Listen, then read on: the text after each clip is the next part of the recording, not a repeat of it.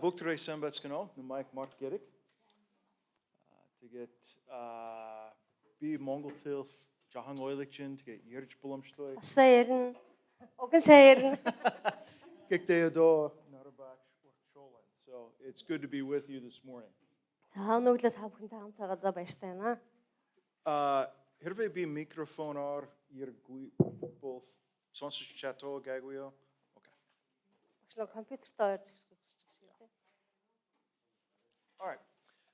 So today what I'd like to share with you grows out of my dissertation research. I'm going to try to not stand in front of the screen. За өнөөдрийн миний та бүхэнтэй хуваалцах зүйл болохоор ерөнхийдөө миний нөгөө бичиж байгаа диссертациас гарч ирсэн юм санаа байгаа. Тэгээд би та бүхэнтэй энэ талаараа хуваалцнаа. What I also would like to do this morning is give you a bigger picture of understanding research. За тэрнээс гадна өнөөдөр би та нарт энэ сэдвээс гадна юуг ойлгохыг хүсэж байна. Тэгэхээр ерөнхий судалгаа хийн гэдэг чинь юу юм бэ гэдэг талаар одоо нэг тойм ойлголт өгөхийг хүсэж байгаа. Every day you engage in research and you don't even know it. Заримдаа бид нар өөрсдөө ч мэдэхгүй судалгаа хийгээл явж идэг өдөр болгоно. For instance, if you came this morning and you thought which way to get to school is faster, that's research. За өнөөглөө жишээлбэл та нар аль замаар юм уу аль автобусаар сургууль руу явбал хурдан хүрэх болоо гэж бодоод нэг шийдэл гаргасан байх. Энд чинь судалгаа. Thought maybe this road is faster, or tomorrow I'm going to take this road. Тэ. Энэ зам нь арай хурдан байна уу? Эсвэл маргааш тэр замаар нь явах уу ч гэдэг юм уу те? So my hope is that what we talk about today, I want it to be very practical, meaning I want it to have application to your life and your ministry. За тэгэхээр өнөөдрийн миний ярих зүйл болохоор ерөнхийдөө айгүй практик байна гэж би бодож байгаа. Өөрөөр хэлэх юм бол та нарын амьдрал үйлчлэлд чинь ашиглаж болох утас, хэрэглэж болох утас байна. Because some of you will go on to further research. За тэгээд та нарын зарим чинь цаашлаад суралцах байх, судалгаа хийх байх те. Is everybody in the same program? Some are from evening course, some are Okay. bachelor's. Okay. So, many of you are in many different programs, but research is very important. And it's very important especially for the future of the Mongolian church. За тэгэхээр та нар мэдээж өөр ангийн оюутнууд байна. Гэхдээ судалгаа бол маш чухал. Ялангуяа ирээдүйн Монгол чуулганд судалгаа маш хэрэгтэй.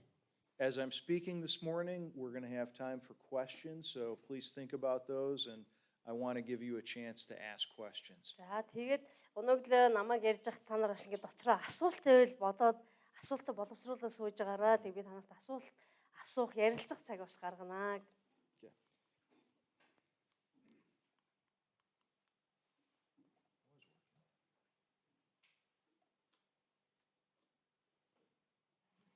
Okay.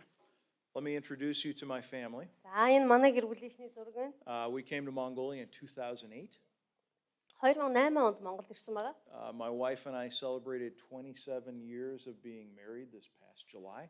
За өнгөрсөн 7 хоногт эхнэр бүлээр одоо 2027 жилийн ойн баярыг тэмдэглэлээ 7 сард. We have two children. Our daughter is 21. Хоёр хүүхэдтэй, охин маань 21-тэй. And my son is just turned 18. Хүү маань сая дөнгөж 18 нас хүрлээ. And they're both studying at Wheaton College in Chicago. Хоёр хүүхэд нь хоёлаа одоо Америкийн нэгдсэн улсын Чикаго хотод байдаг Wheaton College-д сурч байгаа. So Chicago is my home. Би бол ер нь Чикагогоос гаралтай. And before I met my wife at Wheaton College as well. За би бас Wheaton College-д сурч байхдаа их нэртэйгээ танилцсан байгаа. So my wife and I both graduated from Wheaton. Эхнэр бүлээр хоёлаа Wheaton College-ийн бас төгсөгчд байгаа. I used to teach in middle school. За би болохоор дунд сургуулийн багш байлаа. And then during that time God called us to ministry and I went to seminary for 3 years in Chicago. За тэгээд тэр үед маань эзэн биднийг үйлчлэлд дуудсан байгаа. Тэгээд би Чикаго хотод байдаг нэг библийн сургуульд 3 жил сурсан байгаа. I pastored for 8 years. За тэгээд 8 жил пастрын үйлчлэл хийсэн. And I pastored in the state or the IMAG, you could call it, of Arkansas. За би болохоор Арканзас мужид одоо пастор хийжсэн байгаа. Because America is very big, we have many different cultures within the same country. Хэдийгээр бид нар Америкийн нэгдсэн улс гээд нэг улс бодож байгаа ч гэсэн их том газар нутагтай учраас одоо маш өөр мужи болгоно өөр соёлтой. And Arkansas, from the culture I grew up in, is very, very different. They speak differently. Тэгэхээр Арканзас мужи болохоор одоо миний өссөн нутгаас маш өөр. Тэгээд яриан ч гэсэн аялах ч гэсэн өөр. I came to visit Mongolia for a short time in 2003. Би 2003 онд анх удаа Монголд нэг богино хугацаагаар ирж исэн. And I went back home and I told my wife, Mongolia is a very interesting place, but God is not calling us to go there. Тэгээд их нартаа очиод хэлсэн те Монгол их сонирхолтой улс нэг санаа хачин. Гэхдээ бид нарыг Монголд дуудаагүй гэж ингэж их нартаа хэлсэн. So, be careful what you say. Тэгэхээр та нар хийж байгаа юм бодож хэлээрэй. Их хүрээд ирсэн юм шүү те. So God, through that, my wife told me afterwards, she says, I was really disappointed that you said that. I thought we were supposed to go. Тэгээд нөө их нар маань болохоор арай өөр юм хүлээж исэн те ингээд одоо Монголд явна гэж бодоод л очиод нөгөө судлаад ирж байгаа шүү. Тэгэл за явцгаа гэж ирэх ах гэсэн чинь бид нарын очих газар биш ээ гэсэн чинь айгүй урам хугарсан гинэ их нар нь. But the entire time we have been living in Darhan. Тэгээд гэхдээ бид нар Монгол ирснээс хойш дарханд л амьдарч байгаа ер нь бол өөр газар. So here's another picture of us just from the summer. За энэ зуны нэг зураг байна. Манай гэр бүлийнхний.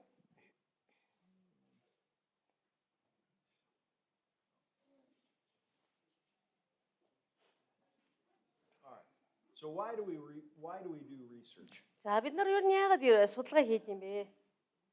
Why do you think? Та нар ер нь юу гэж бодож байна? Бид нар ер нь яагаад судалгаа хийдэг? Yeah, we want to know things. За мэдмээр байна. And that can be anything. За юу ч судалж болно ер нь бол. There's a lot of different ways that we can do research. Судалгаа хийх маш олон арга замууд байгаа. Can you think of any examples in the Bible where people did research? За Библиэлээс та нар судалгаа хийсэн жишээ дурдж өгөх үү?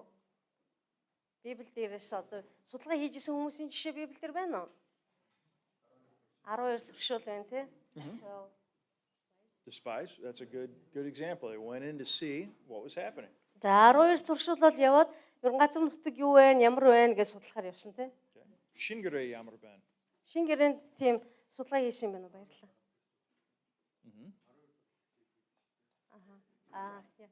Jesus sent 12 to... Yeah, sent them out 2 by 2. Let's look at Acts 17. За бүгдээрээ тэгвэл Үүс намын 17 дугаар бүлэг дээр очие. And Үүс 17-гийн 16. If you want to read from like 16 till about 20 maybe.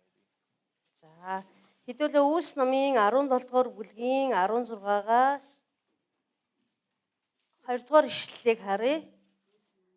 Үүс намын 17 дугаар бүлгийн 16-аас 20 дугаар ишлэл. За би эндээс дуудаж өгье. Инхүү Паул тэднийг Афинд хүлээж байх зуура шүтэнээр дүүрэн тэр хотыг харахтаа сүнсэн зэвүүцэж байв. Тэр синагогт юудэчүүд болон Бурханаас эмээгчдтэй хилэлцэн мөн өдөр бүр гудамж зээлдээр уулзсан хүн бүртээ ярилцаж байлаа. Эпикур, Стоикийн гүн ухаантнуудын зарим нь түүнтэй мэтгэлцэв. Зарим нь энэ суурагч юу хэлэх гээд байгаа юм бол гэж байхад нөгөө нь энэ хүн харийн бурхтын номлогч бололтой гэцгээв. Учир нь тэрээр Есүсийг болон амьллыг тунхаглаж байжээ. Тэд түүнийг барьж Арефагт аваачаад чиний тунхаглаж буй шин сургаал юу гэж болохыг бид мэдэж болох уу? Учир нь чи чихэнд маань нэг л хачин юм сонирдуулв. Тиймээс эн чинь юу болохыг бид мэдмээр байна гэжээ. Okay. What research did Paul do? За Паул ямар судалгаа хийсэн бэ энэ дээр? За Паул ямар судалгаа хийсэн бэ? Уга энэ ишлэл дээрээс хэлээрээс Паул ямар судалгаа хийсэн бэ? Энэ хэсгийг харах юм бол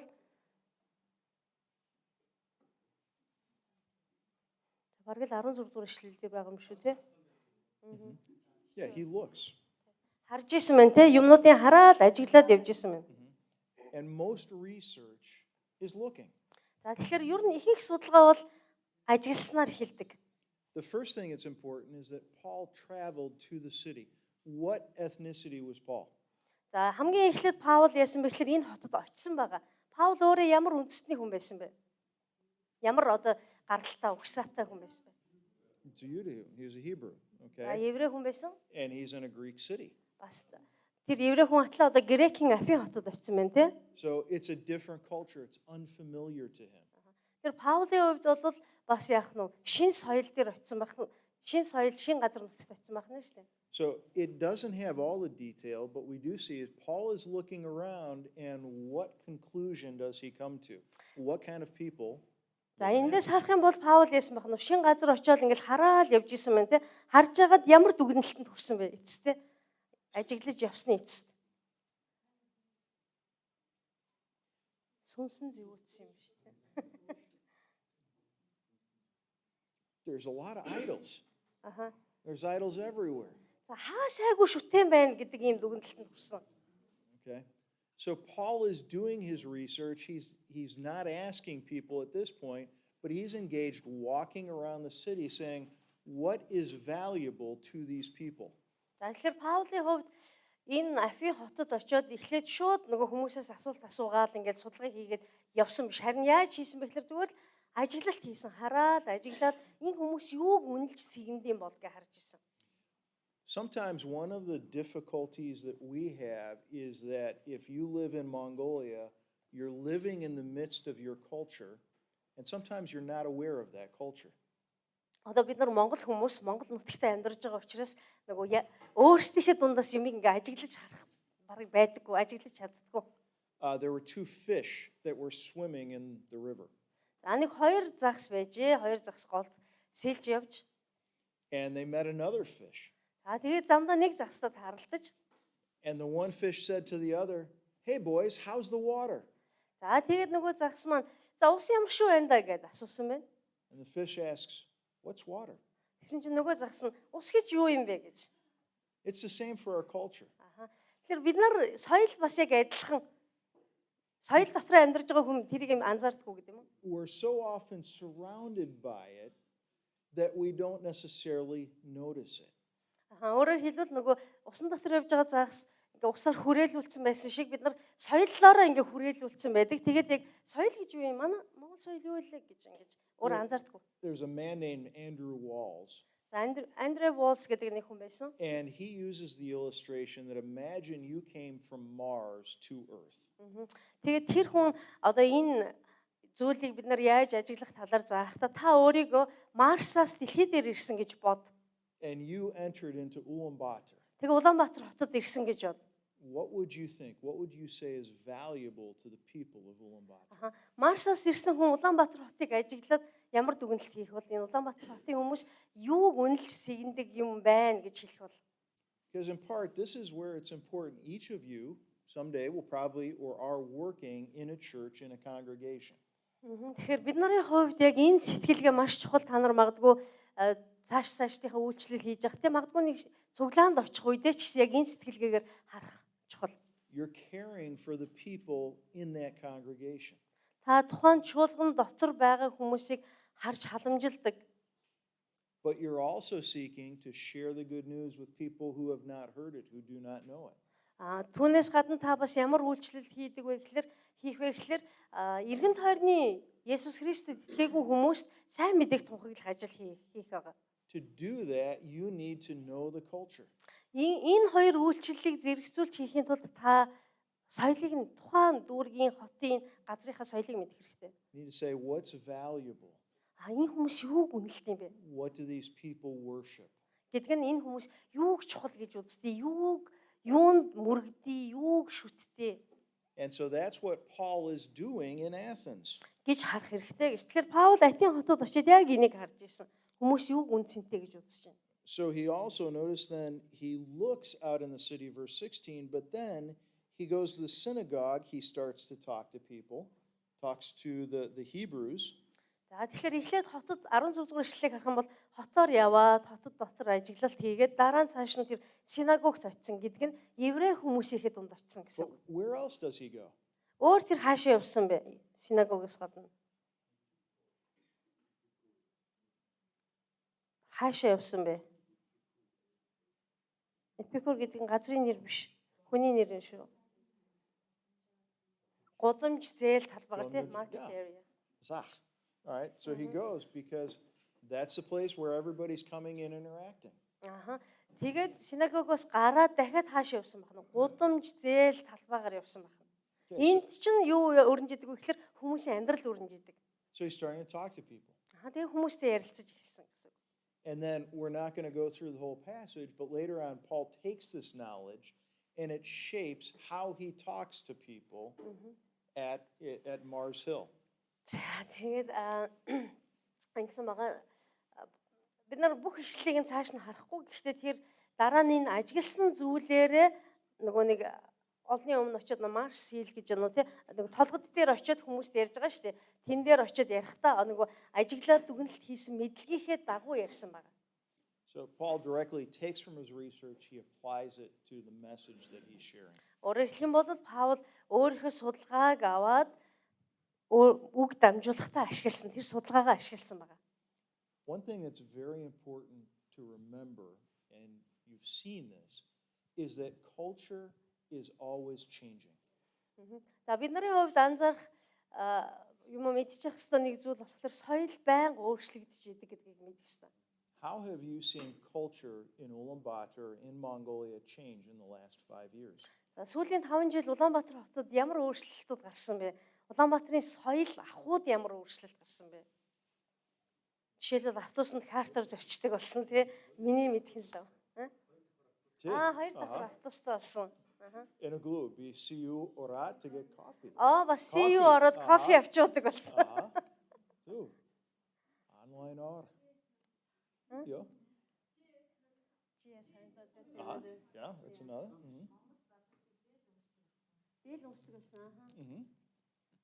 So all these different things you can see. Yeah. All these things, culture is constantly changing. Гэдэг чинь та нарын саяны хэлсэн юм чи юуг илэрхийлж байгаа гэхээр соёл маань өөрчлөгдөж байна. Соёл байнга өөрчлөгддөг гэдгийг харуулж байгаа. The culture that your children will live in is not the same culture that you grew up in. Та нарын үр хүүхдүүдийн өсөж тойрнох орчин бол та нарын өссөн орчноос шал өөр. But the application is every generation needs to contextualize the gospel again to that culture. Гэхдээ эндээс бид нар юу гэсэн одоо дүгнэлтийг хийлж болох вэ гэхээр амьдарч байгаа үе, цаг үе бүхэндээ тохирсон сайн мэдээний өөрөмсүүлэлтийг бид нар хийх хэрэгтэй. Тэ 60 оны, 70, 80, 90 аль оныхан байна. Тэ тухайн үедээ тохирсон сайн мэдээний одоо өөрөмсүүлэлтийг бид нар хийх хэрэгтэй. And there's ways in which the good news was shared that were effective. In the new generations, there will be new ways that you will create. Тэгэхээр одоогийн жишээлбэл шин залуу үеийнхэнд сайн мэдээг тунхаглахын тулд бид нар шинэ арга барилыг ашиглах хэрэгтэй гэсэн үг. Who's been through alpha? Альфа сургалтанд сууж исэн хүн байна уу? Альфа сургалтанд сууж исэн хүмүүс. So that grew directly out of research. Тэр альфа сургалт ч гэсэн хаанаас гарч ирсэн бэ гэхээр судалгааны үр дүнд бий болсон сургалт байгаа. How can we share the good news with this generation of people? What are the questions they're asking?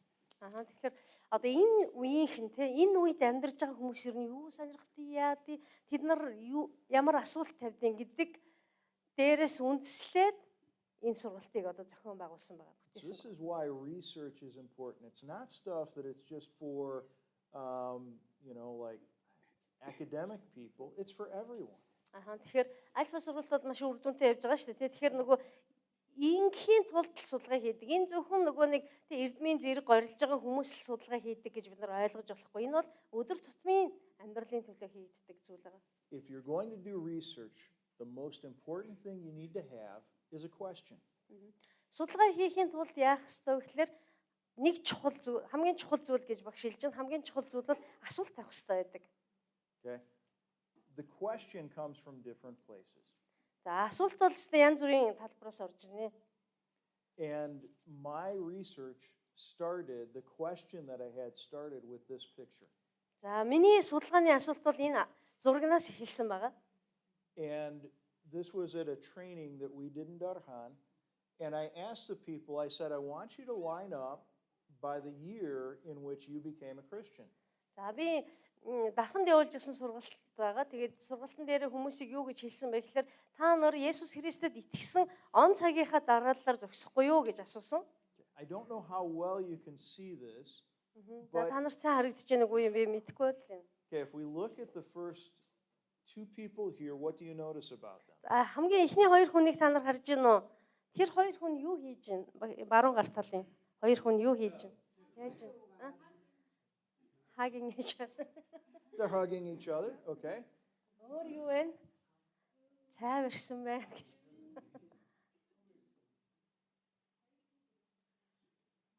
Seems like only both of them are taking photos. Yeah, yeah. All right. Where's the first man that you see? За хамгийн анхны эрэгтэй хүн нь хаан зогсож байна?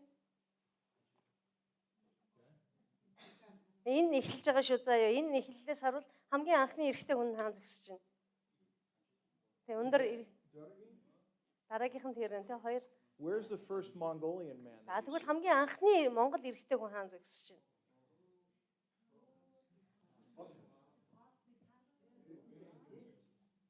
Сарл цамцтай. There's a couple things that you start to look at things and it's like, well, what am I looking at? За энэ зургийг хараад би ингээд юу вэ гэж бодсон.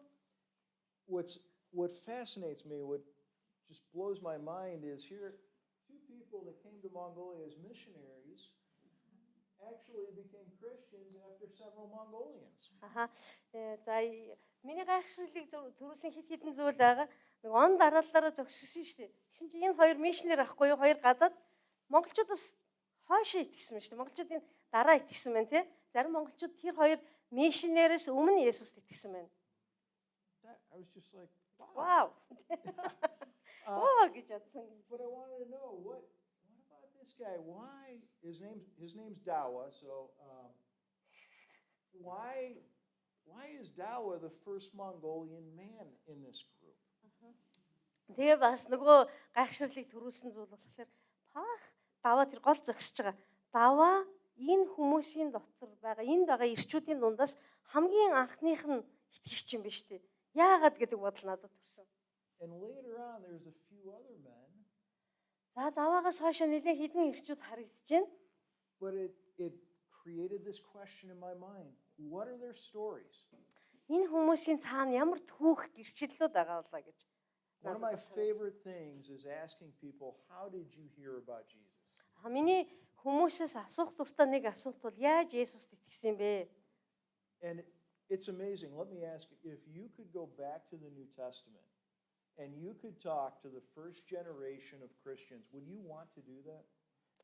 Та нар хэрвээ шин гэрээний цаг үе рүү аялдаг байсансан бол тэнд очиод нөгөө Есүст итгэсэн анхан үеийн хүмүүсээс ингэж асуух байсан уу? Яаж Есүст итгэсэн бэ гэж. Would you want to talk to Peter? Петртэй ярилцмаар байна уу? Ер нь Паултай ярилцмаар байна уу? Yeah. Do you realize right now in Mongolia, you can talk with the first generation of Mongolian Christians? Монголд нэг гоё юм байгаа. Тэрний юу гэхээр Монголын анхны Христэд итгэгч хүмүүстэй ярилцах боломжтой байгаа. It's amazing. Энэ цаг үе. And so to me, history is not just about single people, but everyone has a story, and that story is important. Тэгэхээр түүх бол үнэхээр гайхалтай. Түүх бол зүгээр нэг хүний тухай биш те. Түүх гэдэг бол хүн болгоны ард түүх байгаа. Хүн болгоны цаана гэрчлэл байгаа гэдгээр маш онцлогтой. Each of you has a story. Та бүхэнд ч бас гайхалтай түүхүүд байгаа тийм ер нь. It shows God's faithfulness. Энэ нь бидэнд юуг харуулдаг вэ гэхээр Бурхан ямар итгэмжтэй юм бэ гэдгийг харуулдаг. It shows that God has brought you here. Бурхан та нарыг энд авчиржээ гэдгийг харуулдаг. And it's important for the rest of the world to know that story. Дэлхийн бусад өнцөг болон бүрт энэ түүхийг мэдэх, сонсох хэрэгцээ бас байгаа. And so I thought, you know what? Why is it that these people became Christians? Why is it that, I have to go halfway around to find the first Mongolian man? What's going on? Тэгээд энэ зургийг хараад вау, энэ хүн болгоны цаана ямар түүх байгаа болоо гэж нэгдүгээр. Хоёрдугаарт нь бас яагаад би энэ өрөөнд зогсож байгаа хүмүүсийн 50%-ийг нь яриулсны дараа хамгийн анхны итгэгч монгол хүнтэй учирч байгаа байхгүй юу? Яагаад энэ 50% эмэгтэйчүүд итгэсний дараа анхны эрэгтэй яана гэдэг асуулт надад сонирн байсан. I had this idea. I thought, I wonder, can I trace back in Mongolia and find the first Mongolian who became a Christian? Тэгээд надад нэг юм санаа төрсөн байгаа. Би бүр ингэж те ухаж явсаар хагаад хамгийн анх Есүст итгэсэн тэр хүнийг олж болох болоо гэж. Монголч. I'll tell you later. I wasn't able to do it, Арай холоогүй л те. but it would have been neat. Тийм гэхдээ хэрэг олох юм бол их сонирн баха те гоё их. One of the important things about research is that you have limits. За тэгэхээр судалгааны өөр нэг анхаарах ёстой зүйл болохоор бид нар хязгаарлагдмал гэдгийг ойлгох хэрэгтэй. And I really wanted to study men and women. Би одоо жишээлбэл нөгөө эрэгтэй эмэгтэй хүмүүсийн талаар аль алийнхын талаар судалмаар байна. And my professor said, well, you can do both, but it's going to be twice as long. Тэгээд миний профессор намайг удирдах байгаа багш юу гэж хэлсэн бэ гэхээр яах вэ чи одоо эрэгтэй эмэгтэй гэдэг аль алийг судалж болно. Гэхдээ чиний судалгаа чи 2 дахин их болно. So I decided I'm going to pick men. Тэгэхээр аль нэгийг сонгох хэрэгтэй болж байгаа. Тэгээд би эрчүүдийг нь сонгосон байгаа. But it's just as important that we need to study women as well. Тэгэхээр одоо эмэгтэйчүүдийг бас судлах хэрэгтэй байгаа гэсэн үг тийм хин нэгэн судлах хэрэгтэй гэсэн. A lot of times you're forced to make decisions in research and you just have to choose one or another. Тэр судалгаа хийж байгаа тохиолдолд та нар өөрсдөө хүссэн хүсээгүй хязгаар тавих ёстой болдог. Let's talk for a minute about different kinds of research. За судалгааны төрлүүдийн талаар би жоохон ярьж өгье. The first one is quantitative. За эхний судалгаа нь болохоор тоон судалгаа гэж байгаа. Does anybody know what quantitative За is? Have you heard that? тоон судалгаа гэж юу вэ? Та нар мэдэх үү? Statistics. Статистик. Тоо хайдаг яа нуучлаар. So if we were going to do statistics back on this, we could ask what percentage of men and women. За судалгаа хийхдээ бид нар нөгөө нэг ихэвчлэн судалгаа хийхдээ бид энэ тоон судалгаа хийхдээ ихэвчлэн одоо тэ хэдэн хувийн эрэгтэй байсан, хэдэн хувийн эмэгтэй байсан. We could divide out by ages. What age did you come to know Jesus? Эсвэл төдөн хувийн төдөн насндаа Есүст итгэсэн төдөн хувийн гэх мэтлэн тоогоор ярьдаг. The difficulty is this: what would we not know if we use statistics? Тэгэхдээ дандаа тоон судалгаа юм уу, статистикийн судалгаа ашиглавал юу судлагдахгүй үлдэх вэ? Юу орхигдох вэ? Чанар, quality. What kind of quality? Ямар чанар?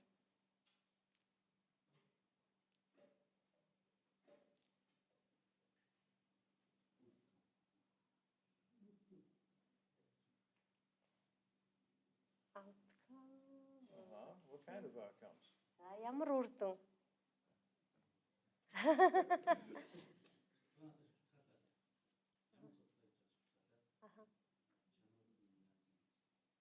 Depending on the research. Let's put it this way. With quantitative research, you can only discover the questions that you're asking. За тоон судалгаа хийх үед ерөнхийдөө зүгээр яг зөвхөн таны тавьсан асуултанд л хариулдаг. Тэ хэдэн насндаа итгэсэн бэ? Тэгээ болоо. If I asked, why did you become a Christian? I could give like 4 or 5 questions. Харин яагаад Есүст итгэсэн бэ гэдэг асуулт тавьбал, тоон биш асуулт тавьбал 4-5 хариултаар хариулт өгж болно. Тэ ингэсэн учраас. But what if someone else says, well, I don't have any of the 5? За тэгээд нөгөө нэг бас асуултаа ингээд нөгөө сонголттой өгч штэ тий. За жишээлбэл 5 сонголттой өгöd тэгээд нөгөө хүн чинь тий энэ 5 дотроос миний Есүст итгэсэн шалтгаан байхгүй штэ гэхээр бол яах вэ? So with qualitative research, what you're doing is you're recording the information and you're looking for themes, the same ideas that different people say. За тэгэхээр харин нөгөө which one? First one or second one? Quality. The second one. I'm sorry, I get them mixed up in my mind all the Sorry. time. Yeah. I think of quantity and quality, Right. and it's doing research is like it's learning to speak another language. За. Би бас нөгөө юм бодож байгаад яачлаа. За тэгээд нөгөө чанарын судалгаа болохоор яадаг вэ гэхээр нөгөө сэдвчилсэн маягаар тий хизээ Есүст итгэсэн бэ гэдгээс гадна тий яаж итгэсэн бэ ч гэдэг юм бол сэдв дотроос ингээд түүгээд сэдвийнхээ дагуу ингээд судалгаа хийх боломжтой байдаг гэдэг чинь. Тэгэхээр судалгаа хийх чинь бас заримдаа нөгөө өөр хэлээр ярихтай адилхан байдаг. Би бас багш хэлж байгаа нөгөө дотор хоёр санааг хоёуланг ингээд хослуулад явчлаа гэдэг. So my research is very much like social science research. За тэгэхээр миний судалгаа одоо миний диссертацийн судалгаа болохоор ерөнхийдөө нийгмийн шинжилгээ ухааны судалгаа байгаа. You can do biblical research. За та нар Библийн судалгаа хийж болно.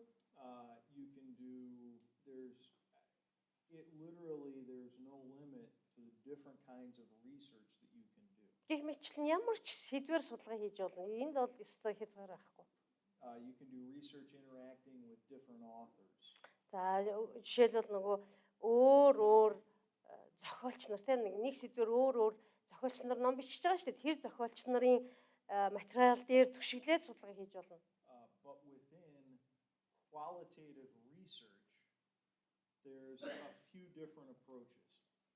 За энэ дундаасаа би нөгөө чанарын судалгаа хийхэд хид хідэн одоо арга зам байгаа гэдгийг яриа. So the first one might be it's called phenomenology. Phenomenon. Okay. It's an experience.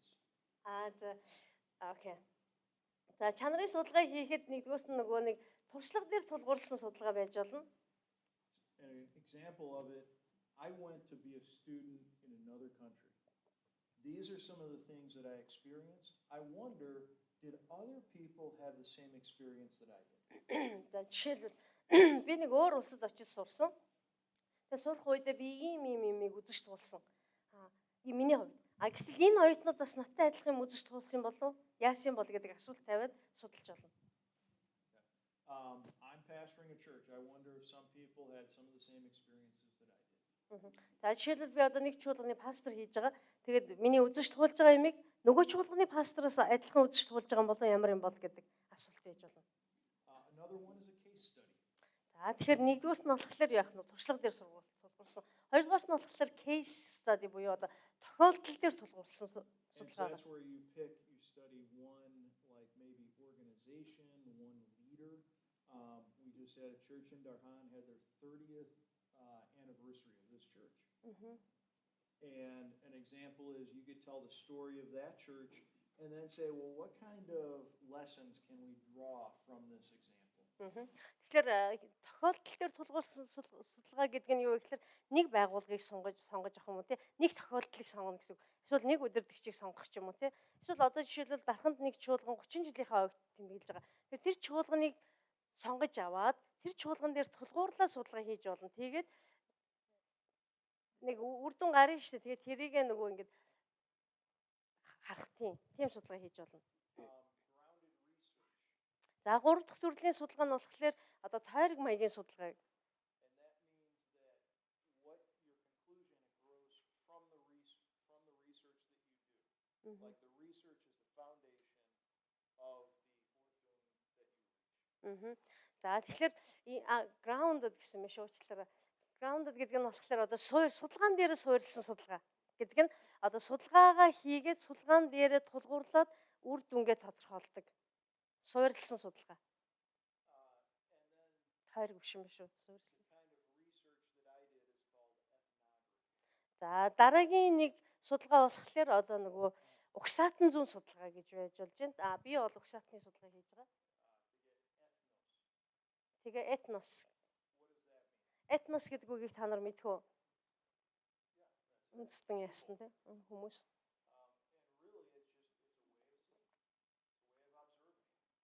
За тэгэхээр ер нь бол этно угсаатан зүүн судалгааг яаж хийдэг вэ гэхээр ерөөсөө л ажиглалтаар харснаар хийдэг байгаа.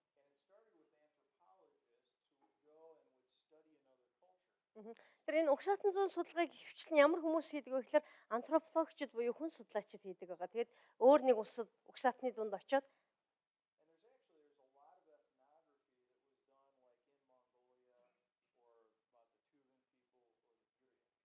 Тэгээд тэднийхээ дундаас судалгаа явуулдаг. Жишээлбэл одоо монголчуудад монгол хүмүүсийг эсвэл тухайн хүмүүсийг гэх мэтлэн судалсан этнографикийн судалгаа маш их байдаг. Уг сатан зүүн судалгаа маш их байдаг.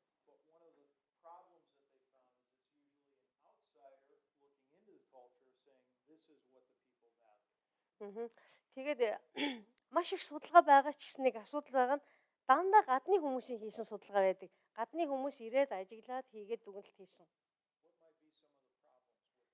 Тэгвэл ямар асуудал байгаа дээ энд?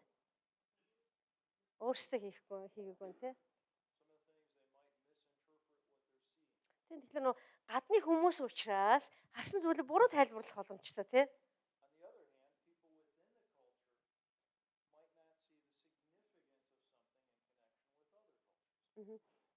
Харин нөгөө дотны хүмүүс буюу одоо нөгөө өөрсдийнх нь дундаас судалгаа хийх юм бол бас сул талтай. Ягаад гэвэл нөгөө зураглалаа харж чадахгүй, тий ялгаатай зураглалаа харж чадахгүй, тэр зураглалаа бас бусад улс орны бусад үндэстнүүдтэй холбож чадахгүй ийм сул талаас байх боломжтой.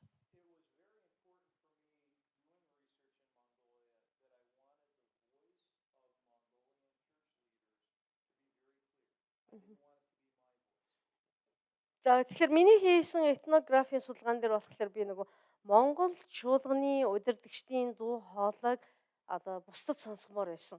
Миний дуу хоолойг биш.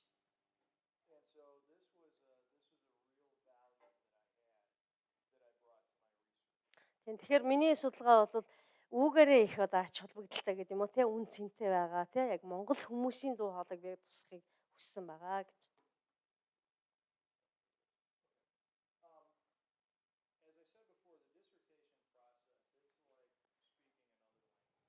За тэгээд диссертац бичнэ гэдэг чинь их амар юм биш ээ. Тэ яг нөгөө өөр хэл сурахтай адил, өөр хэлээр ярихтай адилхан.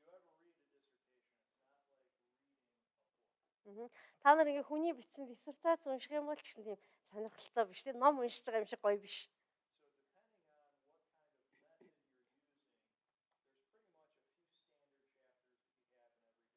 Тэгэхээр ямар сэдв, ямар талбараар хийж байгаагаас шалтгаалдаг ч гэсэн ер нь диссертац бүхэнд нэг юм стандарт байдаг те хідэн бүлэгтэй байх хэвээр.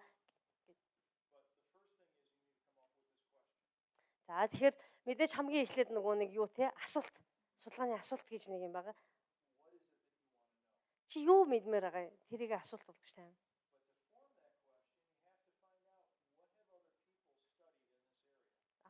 Тэгээд асуулт тавихаас өмнө өөр юуг та нар анзаарах хэрэгтэй вэ гэхээр хүмүүсийн талбар дээр судалгаа хийсэн юм уу? Энэ талбарын материал байна уугүй гэдгийг үзэх хэрэгтэй. За. Тэгэхээр судалгаа хийнэ гэдэг чинь та нар нэг юм юу гэж ойлгочих нөгөө нэг юу л өөр байдаг штэ. Эсвэл нөгөө доош харсан гурвалжингээ ойлгочих. Айгүй өргөн эхлэн. Айгүй өргөн том эхлээд ингээд доошлсоор хагаад нарийнхан гуурс болох хэрэгтэй гэж. Нарийнхаа хоол болох хэрэгтэй.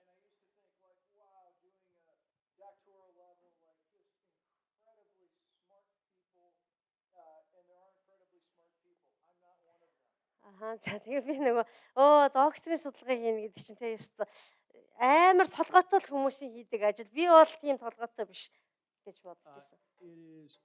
It's more just about keep going through the process. Тэгээ би та нарт хэлээ. Ер нь бол судалгаа хийнэ, докторийн зэрэг хамгаална гэдэг бол эхэлснээр л дуусгахыг хэлж байгаа. Тэгээ ер нь бол процесс үе шатаал сайн дагах хэрэгтэй гэсэн үг. So you have to do research in what's the literature, what's written. За тэгэхээр судалгаа хийхэд яах нь вэ? Хамгийн эхлээд асуултнаас өмнө багш нар хэлсэнтэй нөгөө ямар материал байна, ямар ном байна, хин энэ талбар дээр судалгаа хийчих гэдгийг харах хэрэгтэй. So you could say, well, this person studied in Mongolia and they studied Christianity, but they didn't study church leaders. За жишээлбэл ингэж болно шүү дээ. Ийм хүмүүс ирээд Монголын Христ итгэлийн талаар судалсан байна. Гэхдээ тэд нар ерөнхий Христ итгэлийн талаар судалсан боловч чуулганы ахлагч удирдагчдын талаар судлаагүй байна. Because what your goal is in your question is you want to find what's called the gap. Тэр та нар асуулт тавьж байгаа нь тэр цоорхойг олох байгаа тий. Ямар нүх завсар үлдээ ч аль хэсгийг тэд нар орхигдуулчих. You're trying to find out what has no one else in the history of the world studied that you can study. За өөрөөр хэлэх юм бол нэг хин нь шүү дээ тий. дэлхийн түүхэнд хэний ч судалж байгаагүй тэр зүйлийг би судалмаар байна гэж мөрөөдөх юм шүү дээ. Or who has never studied it in the method that you're studying it. Аха. Эсвэл магадгүй өмнө нь хин нэгэн судалсан байх. Гэхдээ яг миний хэрэгэлсэн аргаар судлаагүй. Гэж таних өөр ах хэрэгтэй байна. So you might find somebody did an interesting study on, let's say, Bible school students and their motivation for studying in Hong Kong. За, Гонконг гэдэг Библийн сургуулийн оюутнуудын одоо сурах болсон цаад мотивац гэдгээ юу гэдэг вэ? Нэг сэтэл. Цаад сэтэл нь юу юм бэ гэдэг. But they've never done it in Mongolia. Гэт өмнө нэг хүн хийцэн байж болно. Гэхдээ Гонконгд тэр судалгааг хийцэн Монголд хийгээгүй байж болно шүү. Тэгвэл Монгол оюутнууд Библийн сургуулийн оюутнуудын мотивац юм гэдэг. Okay, that's a gap that you can study. Тэр энэ бол нөгөө нэг завсар байна тий, нүх байна. Цоорхоо байна гэсэн. In my case, I found there were some studies that were back in like 2000 on the early church, but it was kind of an outsider looking in saying this is what's happening, and it really didn't focus on the experience of the leaders. За одоо жишээл миний хийсэн сэдвэр нэг хүн өмнө хийсэн байгаа. Монгол анхны Монгол чуулганы тухай. Гэхдээ тэр хүн гадаадын хүн тэгээд зүгээр гадны хүний өнцгөр тэрийг бичсэн байсан. Гэхдээ яг нөгөө Монгол чуулганы одоо амсаж туулж байгаа юмыг монгол хүмүүсийн өнцгөөс бичээгүй байсан. So in your dissertation, you're going to find this question. You're going to identify the method by which you're going to study it, and then you're going to share what you found out. Тэгэхээр судалгаа хийж байгаа хүмүүс яадаг вэ гэхээр энэ цоорхойг олоод асуултаа тавиад тэгээд ямар аргаар энийгээ судлах вэ гэдгийг хийгээд тэгээд судалгаагаа бичээд дараа нь ямар үр дүнд хүрвэ гэдэг нөгөө олсон овлолтоо одоо бичдэг байгаа. One of the things that's important, depending on the school that you study, is the ethics by which you do your research. За тэгээд судалгаа хийж явах үед бас ёс зүй гэдэг зүйлийг бид нар дагах ёстой. Ямар сургууль сурж байгаасаа шалтгаалаад сургуулийн стандартын дагуу. So some of the things people ask, well, who did you talk to? За зарим сургуульд бол ийм асуултыг чөлөөтэй тавьж болно тий. Энэ судалгаа хийхдээ чи хин хинтэй уулзсан гэд хүмүүсийн нэр асууж болно. And ethically, I can't tell you the names of the people that I talked to. Миний хувьд болохоор ёс зүйн хувьд би одоо энэ судалгааг хийхдээ ярьсан хүнийхээ нэрсийг хэлэх боломжгүй. Why do you think that is? Яагаад тийш хүмүүсийн нэрийг цохож болохгүй гэж бодож байна? Нэр хүнд, dignity of the other person, reputation, and ethical question. Sometimes it can be safety. За бас нөгөө талаас нь хүнийхээ аюулгүй байдлыг хамгаалах хэрэгтэй. Yeah. So all those things that you're saying are very important for the ethics.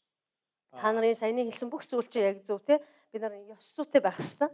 My university, Biola University, they said you have to follow these standards. За жишээлбэл одоо би Баиолагийн их сургуульд сурж байгаа. Баиолагийн их сургууль болохоор надад ийм стандарт байгаа тэрийг дагах хэрэгтэй. Өөрөөр ийм этиктэй байх хэрэгтэй гэж хэлж байгаа. So no one under 18. I wanted to make sure that there would be no harm that would come to the people that I talked to. За жишээлбэл 18-аас доош насны хүмүүстэй I didn't view, nobody took part in the study that was under the age of 18. За жишээл манай Баярлал сургуулийн стандартад юу гэж заасан бэ гэхээр 18-аас доош насны хүүхдүүдийг ажиллахгүй. Судалгаанд оролцуулахгүй гэсэн. For example, as well, talking with my advisors, I had this picture in my dissertation. I didn't put it in. Тэгээд уг нь би энэ зургийг диссертацид оруулсан байсан. Гэхдээ багштайгаа ярьсныхаа дараа оруулаагүй. And the reason is probably not a problem, but I'd never want it to be a problem that the government or somebody singles out a person that they see in this picture. And then harm might come to them. So it was just easier to say, you know what, I'm not going to put it in the dissertation. Тэгээ яг оруулахад асуудал байгаагүй л дээ. Гэхдээ оруулчвал дараа нь хин нэгэн хараад энэ нөгөө засаг төрөөс ч юм уу энэ хүнийг ингээд чи тийм ийм гэдэг ингээд барьж аваад одоо тэр хүнд ямар нэгэн хор хөнөөл учрах вэ те би энэ анхны итгэгч нар те гээд зургийг оруулснаас болоод энэ чи Есүсийн гэх мэтлэн янз бүрийн асуудал гарах вэ гэдэг үүднээс Some of the answers were deeply personal. Зарим хүмүүсийн асуултын хариулт маш одоо хувийн чанартай байгаа учраас нэр дурдахгүй. So I couldn't say, hey, this is what this person said. Тэ одоо нөгөө бат хин гэдэг те тэр тэгж хэлсэн гэж би оруулахгүй гэсэн үг, нэр дурдахгүй. So it's protecting, it's caring for the person. Өөрөөр хэлбэл нөгөө хүн хамгаалж байгаа гэсэн үг. At the same time, people ask, well, how do you know that the information that you got was accurate? За өөр нэг асуулт болохоор энэ хүн яг зөв ярьсан, үнэн ярьсан эсэхийг та яаж мэдчихэж байгаа юм бэ гэдэг асуулт байгаа. And there were two ways that I did that. За тэгэхээр энэ хүн үнэн ярьж байгаа гэдгийг шалгах нэг хоёр арга надад байгаа. The first thing is I would ask other church leaders and say, okay, this is what I'm hearing. What do you think about that? Өөрөөр хэлэх юм бол би энэ хүнээс сонссон мэдээлэлээ тий нөгөө чуулганы удирдагчаас ингэж асууд. Би нэг иймэрхүү юм сонсож байна тий. Одоо Монголын христэлтэй холбоотой ч гэдэг юм уу ямар тэр сэдвтэйг холбоотой. Тэгээд та энэ талаар юу гэж бодож байна гэдээ бусдын саналыг сонсно. And it was just an internal check by which they said, yeah, that sounds right. За энийг болохоор бид нар нөгөө дотоод шалгуур гэдэг юм уу да тий нөгөө дотоод өөр итгэгч нар бусад итгэгч нараас асууна гэсэн үг. And so for instance, even sharing today, my question for you is, what is my research? What does this sound like to you? Does it sound accurate? За жишээлбэл одоо миний судалгааны сэдвийн талаар би та нараас асууж болно. Энэ бол нөгөө дотоод асуулт болоод байгаа байхгүй. Өөрөөр хэлбэл итгэгч нараас би асууж байна. Миний судалгааны сэдв та нарт ямар сонсогдож байна те зөв сонсогдож байна уу? Жахан буруу сонсогдож байна уу? The other thing is to provide some of the quotations. It's called thick description, and that means in the context. Тэгээд өөр нөгөө миний ярьсан одоо миний судалгаа хийсэн зүйл үнэн гэдгийг өөр юугаар баталгаажуулдаг вэ гэхээр иш таталтаар баталгаажуулдаг байгаа. So I can't just like if you would say yes, and I wrote yes, and then I could maybe make up something else. Nora said she would give me all her money. Yes. Тэ одоо жишээлбэл би зүгээр ингэж болохгүй. Нараа тийм гэж хэлсэн гэж болохгүй. Тэгээд би нараа тийм гэж хэлсэн гэдэг ийм богинохон хариулт тавьчаад дараа би ингэж хэлэх болно шүү дээ. Нараа надад илүү мөнгө өгнө гэж тийм гэж хэлсэн гэж оруулах боломжтой байхгүй. Тэгэхээр би тэгж юу яахгүй гэсэн үг. Ийм богинохон найдваргүй хариулт тавихгүй л гэсэн үг болж таарч байна тийм. So if you look at it, I've got a lot of pages in which you can see the actual words of the people that I interviewed. Өөрөөр хэлэх юм бол миний судалгааны арга болохоор нөгөө ярилцлага авах арга байгаад байгаа шүү дээ. Тэгэхээр би нөгөө ярилцлага авсан үг бүрийг хүн болгоны үг бүрийг бичиж байгаа. Тэгэхээр миний судалгааг харах юм бол маш олон хуудас ийм юмар дүүрэн байгаа. But I also had to be careful not to put in a lot of information that they could say, oh, that's this person. Тэгэхдээ нөгөө талаас бас болгоомжлох хэвээр зүйл нь те амар мэдгэцүүцээр би бас бичихсгүй те энийг уншил энэ чинь хэн бэ штэ гэж шууд танигдахаар бас байж болохгүй. I needed to think about who I am. What biases do I have as a researcher? За түүнээс гадна судлаач хүнийхээ хувьд би өөрийгөө бас тэгнэх хэрэгтэй. Би хэн бэ? Надад одоо те хинийхэн талд ороод хинийхэн талд орохгүй байх тийм шалтгаан юу байна гэдгийг би бас бодох хэрэгтэй. Originally, I wanted to do some research that involved our students in critical thinking. За жишээлбэл би шүүмжит сэтгэлгээ гэдэг байгаа тий одоо эргцүүлэлт сэтгэлгээч гэж бас орчуулагдаад байгаа. Тэр талаар би судалгаа авахдаа нөгөө оюутнуудыг оролцуулсан байгаа. But being the director in a school, if I ask students questions, that can be very difficult for them to answer freely. Тэгээд бодсон. За би өөрөө сургуулийн захирлан байж идэг. Оюутнуудаас энэ асуулт асуувал тэд нар надад чөлөөтэй хариулт өгөх үү? I knew I'm a foreigner. Тэгээд би яаж яхад гадаад хүн байдаг. I need to state, look, I've been a church leader I've been a leader of the school in Mongolia for a certain amount of time. За тэгээд би энэ Монголд ирээд тэр чуулганы тэр сургуулийнхан пастраар захирлаар удаан жил ажилласан байдаг. You need to be aware of your biases as you come to your research. Тэгээд би одоо энэ оюутнуудаас асуулт асуувал тэд нар надад ингэж ямар хариулт өгөх вэ гэдгийг бодох хэрэгтэй. Өөрөөр хэлбэл миний байр суурь юу вэ? Одоо хин миний тал би одоо байж байгаа. Sorry. Let me put it in a nicer order. So хин миний талд хариулт өгөх вэ? Юм уу эсвэл хин миний талд биш хариулт өгөх вэ гэдгээ бодох хэрэгтэй гэсэн үг. Тэгэхээр би тийм одоо миний талд хариулт өгөх хүмүүсийг ч юм уу судалгаанд хамаагүй оролцож болохгүй. Энийг бодолцох хэрэгтэй л гэсэн үг. this is not easy. This is why I'm having a translator because these concepts are difficult to communicate. Тэгээд Марк багш маань өөрөө айгүй сайн монгол хэлтэй ч гэсэн орчуулагчтай ярьж байгаа шалтгаан нь энэ нөгөө нэг энэ ойлголтуудыг одоо нөгөө монгол хэл дээр буулгах тийм амаргүй байгаа учраас орчуулагчаар дамжуулж ярьж байгаа шүү гэдэг. So, it's always difficult as you go through. I did some interviews I did in Mongolian, some I did in English, some I did through translators, some I did myself. Тэгээд судалгаа хийхдээ ч гэсэн бас ялгаа адилхан би нөгөө зарим ярилцлагыг би монгол хэл дээр хийсэн, зарим ярилцлагыг би орчуулагчтай хийсэн гэх мэтчлэн тэ заримыг нь би хүнээр дамжуулж хийсэн, заримыг нь би өөрөө хийсэн гэдэг. But I would take the interviews, we would then write them out in English because my professors needed to see that it was in English. And then I'd go through and I did what was called coding. And what coding is saying is, what are the main themes that I'm hearing from these people? Тэгээд мэдээж нөгөө монгол хүмүүсээс ярилцлага авж байгаа учраас би болохоор Америкийн сургуульд сурж байгаа нөгөө англи хэлтэй багш нартаа зориулж бүгднийг нь орчуулж байгаа. Тэгээд орчуулахдаа би нөгөө код ашиглаж байгаа. Код ашиглаж байгаа гэдэг нь энэ хүмүүсээс ярилцлага хийхэд ямар сэдв юм уу, ямар үг их давтагдаж байна гэдгийг ингэж бодолж байгаа. So if we're talking with young people and we're saying, what's your experience growing up in Mongolia today? What are things that you're excited about? What do you fear? За жишээлбэл одоо залуучууд хүмүүсээс судалгаа авахдаа тий өнөөдөр та Монгол улсад өсөж тойрнохдоо та юунд нь таны сэтгэл хөдлөж тогтолдог вэ? Юунаас нь та айдаг вэ гэдэг асуулт асуулаа гэж бодъё л да. Maybe you start hearing something more about social media. За тэгвэл нөгөө магадгүй залуу хүмүүс сошиал медиагийн талаар илүү ярьж болох юм. So that would be okay, that's a category that you start seeing and you start talking to more youth.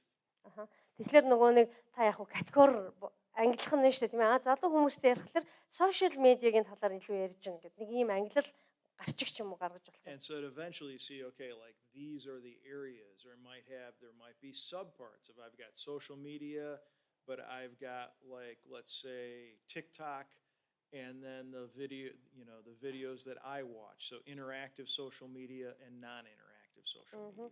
За тэгээд сошиал медиа гэдэг гарчиг доороо бас юм дид гарчгууд гаргаж болох юм те. Жишээлбэл нөгөө залуу хүмүүс чинь TikTok-ийн тухай их ярьж иж болох юм те.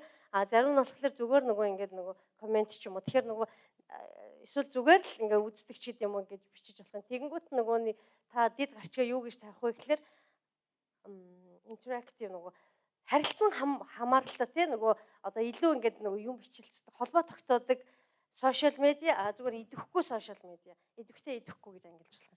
But it's always this constant process that you're finding as you're going through research of what am I finding and then asking others in the same way. За ямар ч л гэсэн яах хэрэгтэй байх нь судалгаа хийж явах явцдаа ингээ харах нь шүү дээ тийм ээ яг давтагдаад байгаа юм юу вэ? Энийг би бусад хүмүүсээс харж гин үгүй гэж ингээ харж ажиглаж явах хэрэгтэй байх нэ гэж. За би та бүхэнд нөгөө миний судалгааны асуултыг танилцуулъя. Жоохон урт яригдах. So you can read what this question is here. За энд асуулт маань байна. Та нар уншиж байгаа. But for each part of it, I needed to define what I meant. Тэр энэ тавьсан асуултынхаа хэсэг болгоныг би тодорхойлох хэрэгтэй байгаа. So for instance, the time I said modern, contemporary. За энэ дэр орчин үеийн гэж тавьсан байгаа. Тэг гэдэг нь одоо үеийн гэсэн санааг илэрхийлж байгаа. So I'm not talking about the time of Chinggis Khan. Тэгэхээр Чингис хааны үеийн итгэгчдийн тухай яриаггүй. I'm talking about men. Тэгээ бас эрэгтэй хүмүүсийн тухай ярьж байгаа. And I want to say straight out, if any of you want a very easy dissertation topic, do the same study I did, but choose women. Хэрвээ та нар тийм нөгөө диссертацийн сэдвээ олохгүй мэдэхгүй амар амархан юм олчмоор байна гэж бодож байгаа бол минийхийг ав. Тэгээ эмэгтэй болгочих. I give this as a gift to you. Thank you. Та нарт өгж байгаа бэлэг шүү гинэ. За аваад судлаа даа. The next one, evangelical. За дараагийнх нь евангелийн. What does evangelical mean? Гэж ямар утгатай вэ?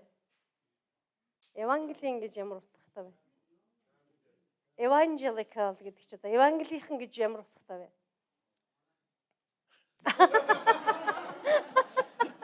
That's the problem. How do you know that somebody is an evangelical?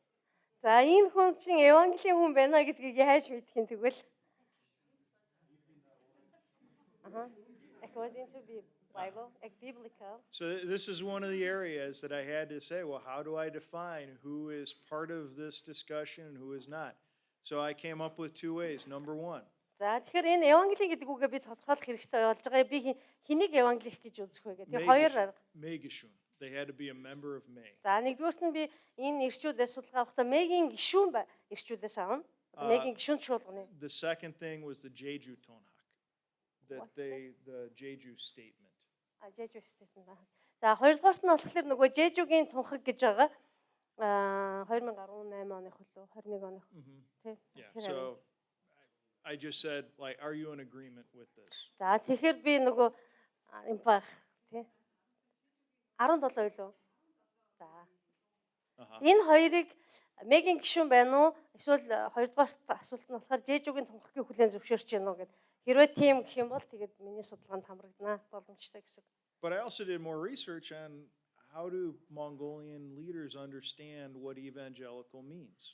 За тэгээд би эндээс бас нэг судалгаа хийж хэлсэн ба Монгол ирчүүд юу евангелийн гэдгийг юу гэж ойлгох юм бэ гэдэг. And by and large, there were kind of 3 or 4 areas. Evangelical meant centered on the Bible.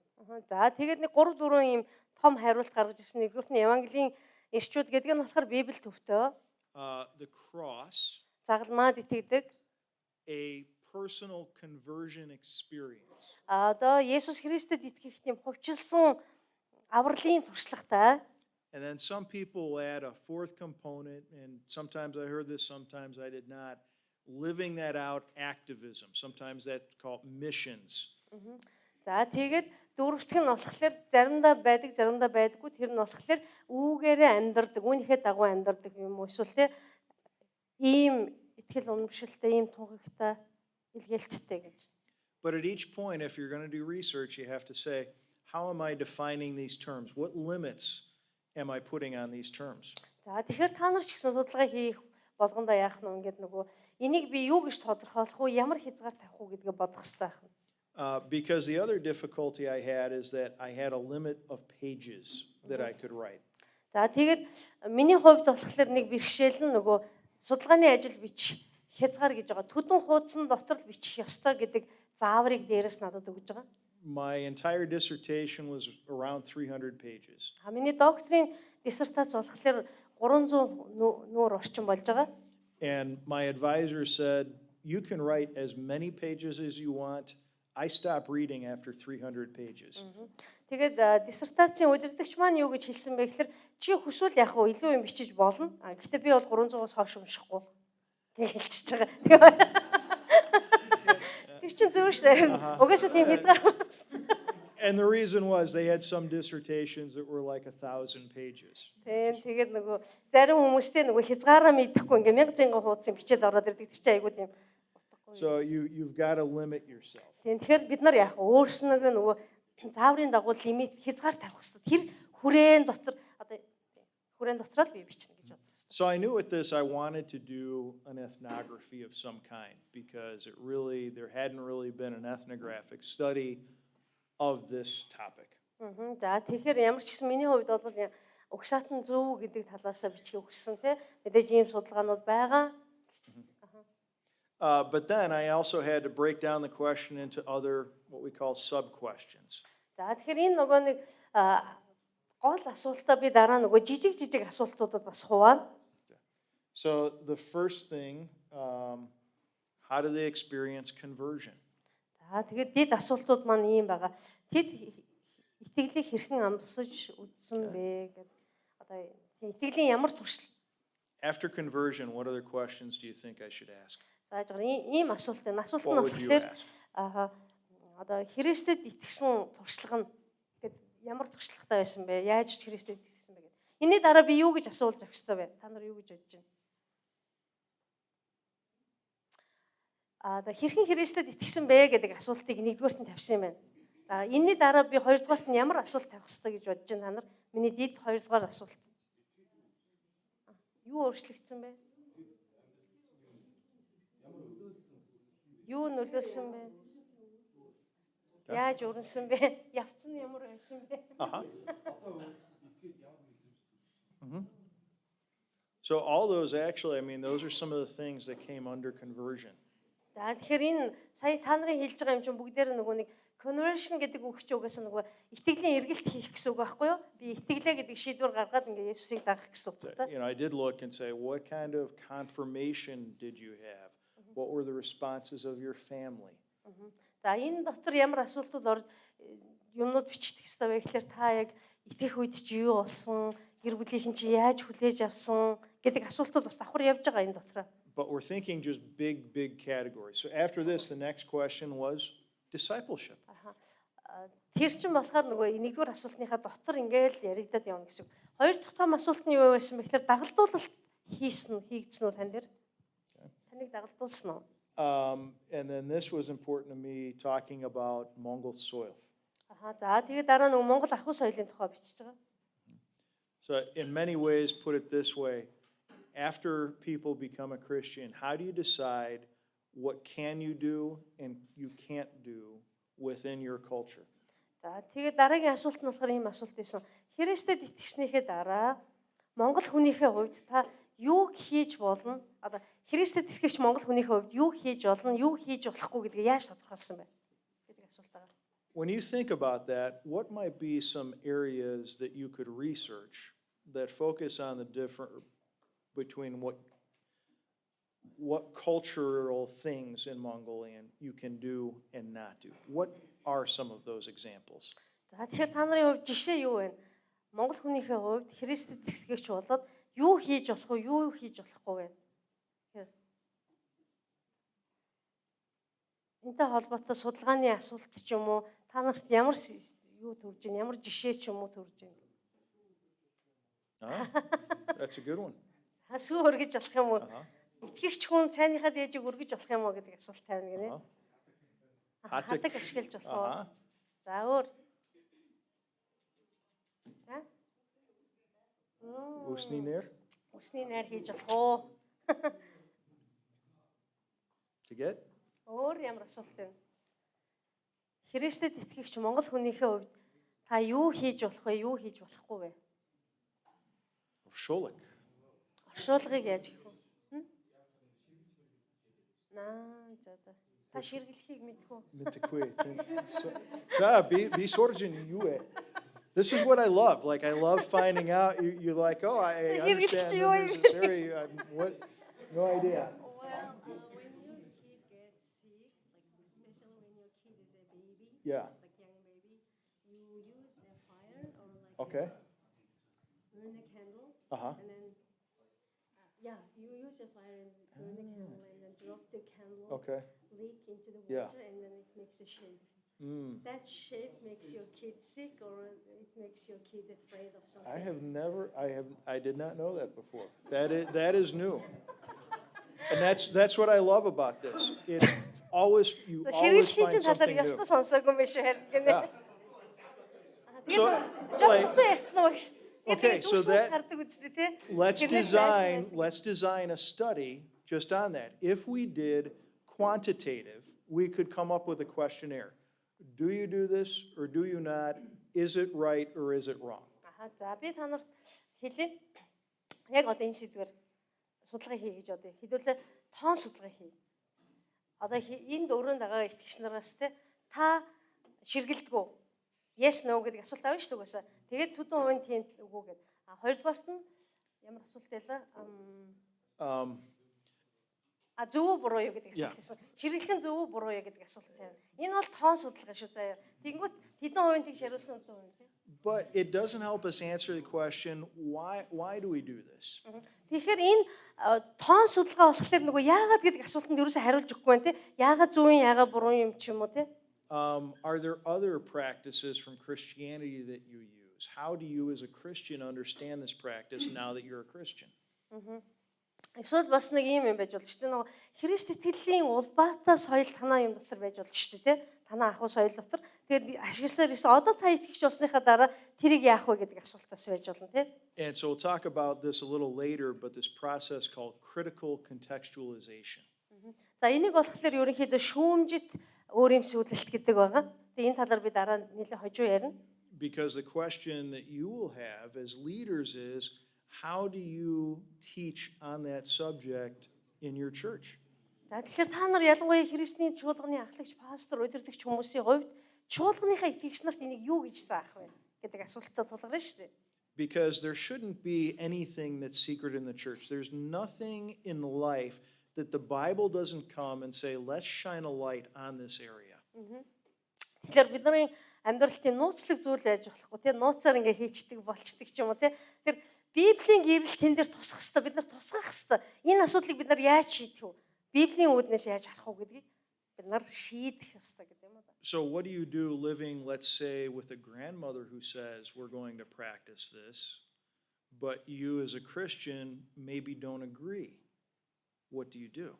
За жишээлбэл та эмээтэйгээ хамт амьдардаг гэж бодъё л доо тий. Тэгээд эмээ чинь одоо бид нар монгол хүмүүс ийм хийх ёстой гэдэг нэг зан үйлийг танд хэлж.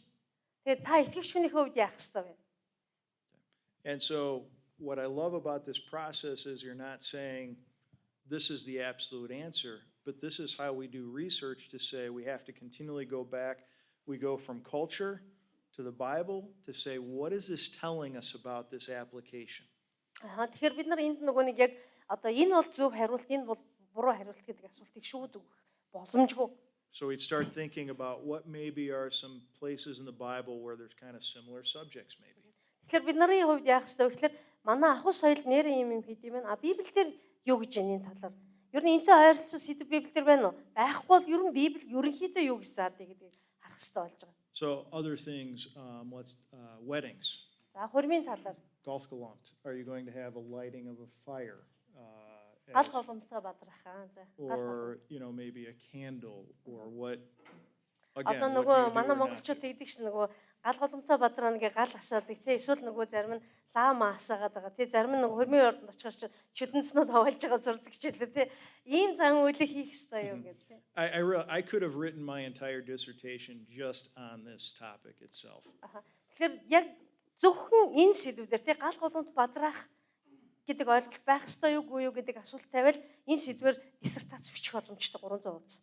But what's important and what I want to encourage you, and I want to especially encourage teachers, is to incorporate this kind of research into your classroom because your students are doing this kind of research, and use it as a project, a case study in which you're going to take it and then have an application to say, yes, this is how we're going to teach it. Тэгэхээр ялангуяа би та нарыг уриалмаар багш нарыг тэр дундаа уриалмаар тэг хичээлийн явцад нөгөө ярилцлагын сэдв өгөхдөө яг ийм практик сэдвүүдийн дагуу ярилцаад энийг одоо Библиэд юу гэж зааж гин ямар шийдэлд хүрч болох хувцаар байна гэдэг ийм кейс стади тохиолдлын судалгаа болгоод бид нар хийх хэрэгтэй байна. Тэгээд эндээс хэрэгжүүлэлтийг бас гаргах хэрэгцээ бол байна. Because next month on the 11th at Somag Plaza, we're having the research group is meeting. За дараа сард 11 сард бид нар Саман Плаза дээр энэ судалгааны багийнхны уулзалтын. And what we would love to have is we'd love to have more student research. Тэр судалгааны сургалтын дээр бид нар нөгөө судлаач оюутнуудыг оролцуулмаар байгаа. Та нарыг олон оюутнууд ирээсэй гэж хүсэж байна. Because it's important for you to continue to reach out in the culture and to say, what does God think about this? Тэгэхээр та нар нөгөө тэ Библийн сургуулийн оюутнуудын хувьд бас ийм сэдвүүдийг гаргаж ирээд бурхан энийг юу гэж хардсан бол, юу гэж үздэг бол гэдгийг судлах хэрэгтэй. So these are the important parts of it. Гэх мэтчлэн ийм судалгаа бол чухал байх нэ гэж. And then my last part, I had to ask about theological education. За тэгээ миний сүүлчийн нөгөө дид асуултын сүүлчийн хэсэг нь болохоор теологийн боловсролын тухай. I did have a fifth area that I wanted to talk about how leaders viewed themselves. За надад уг нь 5 дахь асуулт байсан. Тэр нь болохоор удирдагч пасторууд өөрсдөө хин гэж үздэг вэ гэдэг асуулт байсан. For instance, is the pastor the dark? Пастор хүн чинь дарга юм уу? Or do they view themselves as a shepherd? Эсвэл пасторууд өөрсдөө хончин гэж үздэг юм уу? How do you deal with people in Mongolian society that view the pastor as a lam? пастрыг лам гэж үздэг хүмүүс бас энэ цаан чинь. Тэр хүмүүстэй паструуд яаж харьцах ёстой вэ? And just that entire concept of leadership, Christian leadership in the Mongolian context. Тэгээд яг Монголын ахуй соёл дотор одоо Христч удирдлагч гэж хэм бэ? Удирдлага гэж хэм бэ гэдэг сэдвийг би 5 дахь асуултаа болгож оруулмаар байсан. That's still a very, very important area that, again, I'd encourage you to research on the understanding. When a pastor speaks, is it a toshalf? Тэгээд энэ бас маш чухал сэдв байгаа шүү. Та хэдийн судлах бас л нэг талбар байгаа. Тэгээд пастор үг хэлэхэр хүмүүс тушаал гэж хүлээж авдаг. How can you disagree? Пастортайгаа санаа нийлэхгүй бол тэрийг яаж илэрхийлэх вэ? Other areas that I didn't touch on, what does church membership mean in Mongolian churches? Даан ч ороогүй тий. Тэгээ өөр бас миний оруулмаар байсан ч чадаагүй зүйл болохоор нөгөө чуулганы гишүүд өөрсдөө хин гэж үздэг бай. What does an orskulth mean? Урсгал чиглэл гэж юу юм? Can you move from one church to another? Нэг чуулганаас нөгөө чуулган руу ингээ хисээд ээж болох юм уу? These are some things in which you all probably have an idea on. Та нарт магадгүй энэ талаар санаа байж болох юм. But these are things that we need to research more and explore. Бид нар энэ ямар ч гэсэн энэ талбаруудыг судлах хэрэгтэй, илүү гүнзгий одоо хайж ухаж түнхэх хэрэгтэй талбарууд байгаа. So this is, we talked a little bit about what is a evangelical. There's an English guy named Bebbington who you might come across in history that kind of has these cross-centered, Bible-centered conversion and then mission. And by and large, I'd say that Mongolians using the term evangelical, some of them were just, evangelical means we're not Catholic. Evangelical means we're Christian.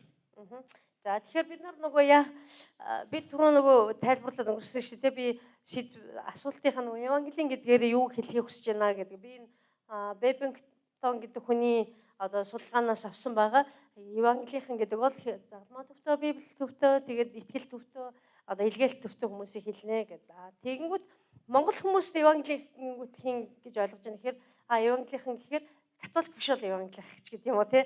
Иймэрхүү ойлголтууд бас байгаа. Тэгээ би зэгцлэхийн тулд ингэж. As a researcher, you're not a judge. Тэгээ судалгаа хийж байгаа хүн бол хизээш шүүгч биш гэдгийг санах хэрэгтэй. Your role in research is not to decide this is right and this is wrong. You are seeking understanding. Судлаач хүн бол хизээч нөгөө өөрийнхөө дүгнэлтийг ингэж хэлдэггүй те. Энэ бол зөв үзэл, энэ бол буруу үзэл гэж хэлдэггүй. Судлаач хүн бол ойлгохын тулд судалж байгаа гэдгийг мэдэх хэрэгтэй. So one of the things we have is we have our students go talk to a lam or a bull. За манай жишээлбэл оюутнууд ингээд лам нартай юм уу, бөө нартай ярилцлага хийдэг. Talking with them, being in dialogue with them does not mean you agree with them. Тэд нартай ярилцлага хийснээр санаа нэгдэн гэсэн үг биш. But it does mean you're seeking to understand them. Харин ярилцлага хийснээр тэд нарыг яагаад энийг хийдгийг нь ойлгохын тулд хийдэг. And it's important as church leaders that as you go out into society, that you look around and that you are able to research, not as a judge, but to simply understand what people are saying. Тэгэхээр одоо тэр судлаач, сурагч, оюутнуудын хувьд та хэд бас Монголын нийгэм рүү гараад, Монголын нийгэм дээр байгаа хүмүүстэй уулзаж уулзаад ярилцах хэрэгтэй, судалгаа хийх хэрэгтэй.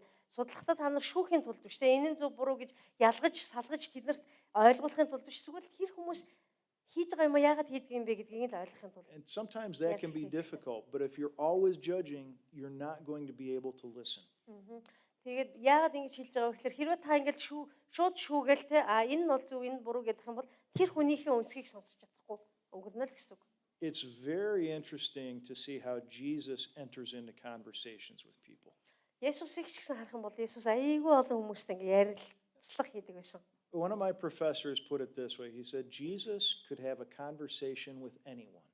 Манай нэг багш ингэж хэлжээс Есүс хинтэй ч яриа удаж чадна гэж. And I really love that image, that idea that Jesus enters into a conversation with anyone. Есүс хинтэй ч яриа өрнүүлж чадна гэдэг энэ санаа надад маш гайхалтай санагдсан. Нэрээ тийм. From Nicodemus to the woman at the well, Jesus interacts with people in different places in society. Есүс нийгмийн янз бүрийн давхаргын янз бүрийн хүмүүстэй харьцаж те ярилцаж байсан. Одоо тэр Никодемтэй ч ярьж байла, худаг дээр байсан эмэгтэйтэй ч учирч байла, өөр давхаргын хүмүүс. He listens, he asks questions. Тэр сонсоод асуулт тавьдаг байсан. All right. So we already talked about this, remember? Or who I included as evangelical. Sampling. People said, well, how do you find the people that you're going to interview? За тэгээд нөгөө ийм судалгаа хийхдээ та одоо хинтээ ярилцлага хийх юм бэ? Яаж тэрийгээ сонгох юм гэж асуудаг. And the first thing I would meet with somebody and then I would say, I would just start the interview. I had different ideas that I'd want to cover. Like I'd want to know about their conversion. I'd want to know about their discipleship. But I'd basically just say, tell me your story. За би ер нь аль ярилцлага хийхдээ яадаг вэ гэхээр хүмүүстэй уулзвал тий надад өөрийнхөө гэрчлэлээ яриач. Яаж Есүст итгэв? Яаж чамайг дагалдуулсан юм бэ? And they would start to talk. Тэг хүмүүс ярьдаг. Most of my interviews were around maybe an hour and a half. Тэгээ ихэнхдээ нэг хүнтэй би нэг цаг 30 минут орчим уулздаг. The longest I think was 3 hours. Хамгийн урт уулзсан хүн 3 цаг байсан.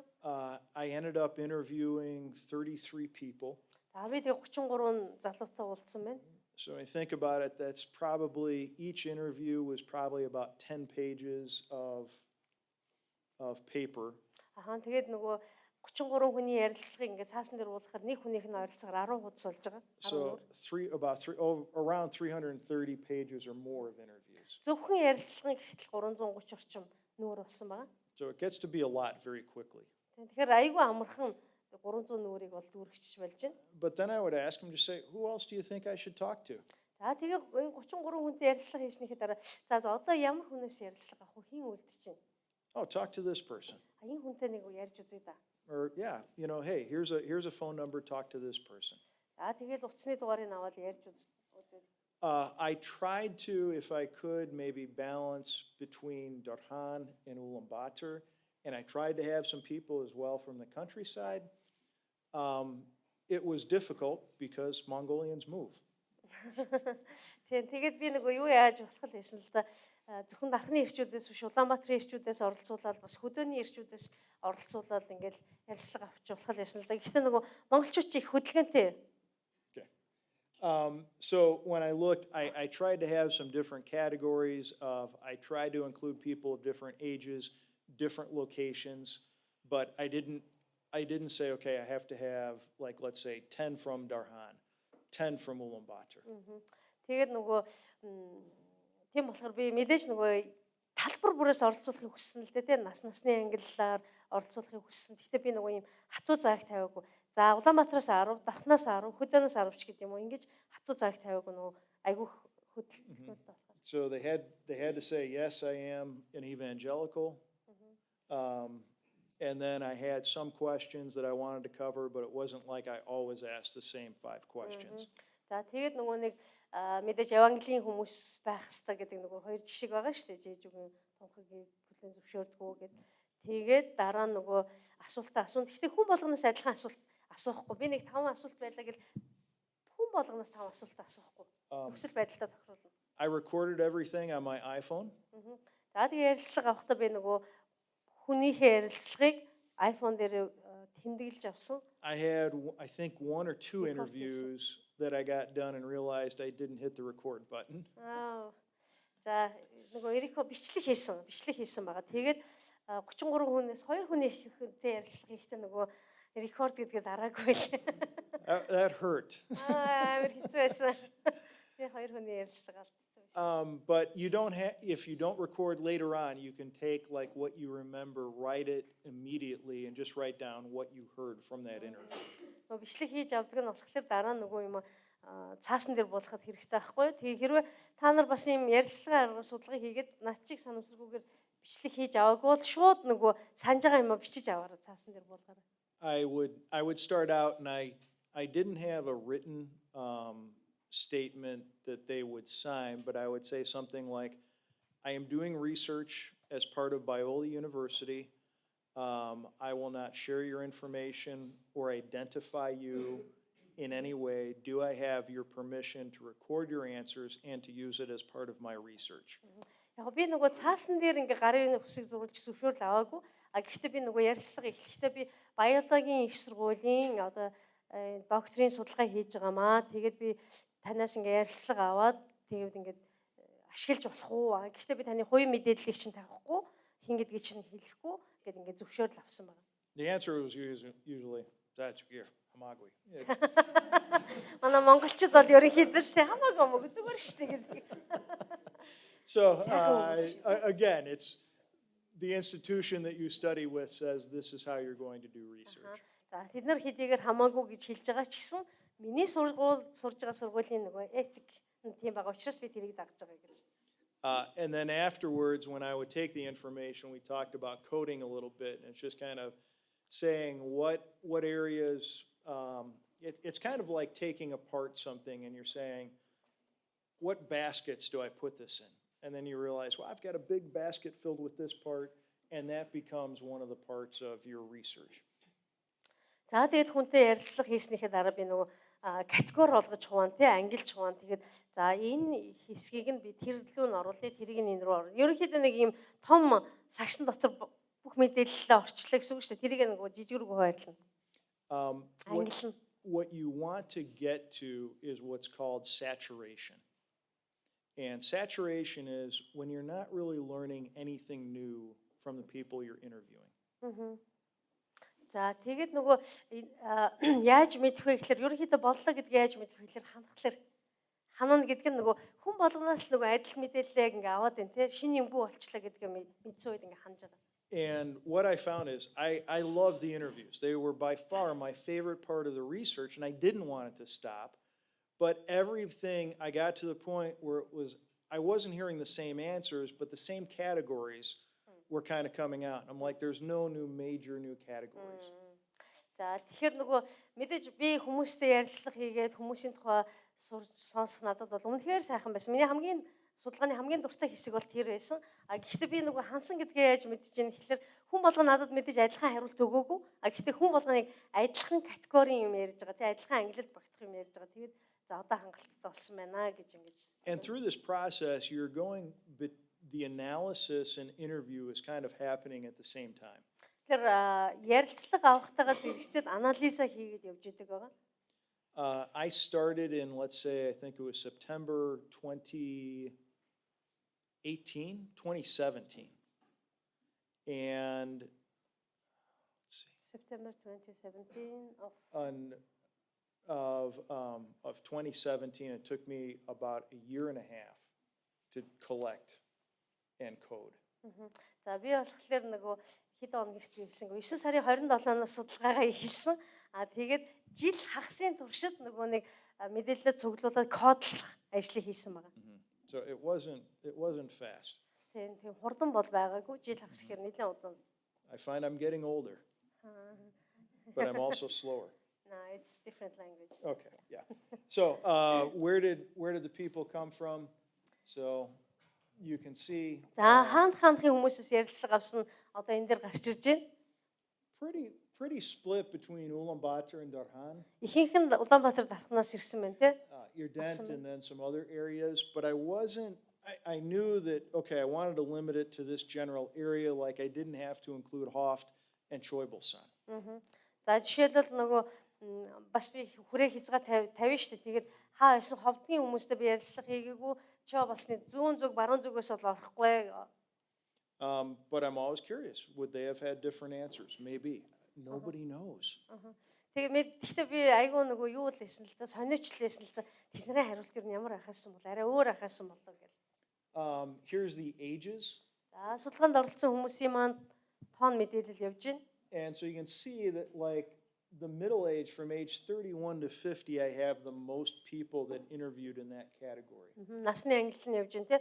Миний ярилцлага авсан хүмүүсийн ихэнх нь болохоор 31-ээс 50 насныхан байсан. Let's do a quick research here. Энэ хэд бол нэг судалгаа хийж байна. Who is between the ages of 20 to 30? Raise your hand. За 20-с 30 насныхан гараа өргөдөө. Okay. All right. 31 to 40? 31-ээс 40 насныхан гараа өргөдөө. Okay. 31-ээс 40. Okay, 41 to 50. 41-ээс 50. Оо. Okay? Тална шүү дээ. And then Tevin Nick Dash. 51-ээс дээш нь. Mark and I are, okay, we've got a few in that 3 category. 4 5. So, yeah, again, was that qualitative or quantitative research that we just did? За сая бидний хийсэн судалгаа тоон судалгаа байсан уу, чанарын судалгаа байсан уу? It's also, okay, right. I think if I were to do it again, I probably would look at some of the younger people. But again, because culture is always changing, you could do this exact same research 10 years from now and perhaps get completely different answers. За тэгэд хэрвээ би энэ судалгааг дахиад эхнээс нь явуулах боломжтой байсан бол залуу хүмүүсийг арай ахиухан оролцуулах байсан. Гэхдээ 10 жилийн дараа та нар яг минийхтэй адилхан судалгаа хийж болно шүү. Тэгвэл хариулт бас нэлээд өөр гарч ирнэ. One area that I'd love to find out about is in congregations, in churches, how does their leadership transition from one generation to the next? Миний нэг мэдмээрээс асуулт болохоор нөгөө чуулган дотор удирдлага яаж шилждэг вэ? Нэг удирдагч явахад нөгөө удирдагч яаж гарч ирдэг вэ? Яаж бэлтгэдэг вэ? Because that's an important thing involving kind of age and is one generation preparing the next generation, or what does that look like? Нэг үеийнх нь нөгөө үеэ бэлтэж гэнэ үү, дараа үеийнхнийгээ бэлтэж гэнэ үү? Энэ юу ямар шиг байд юм бол?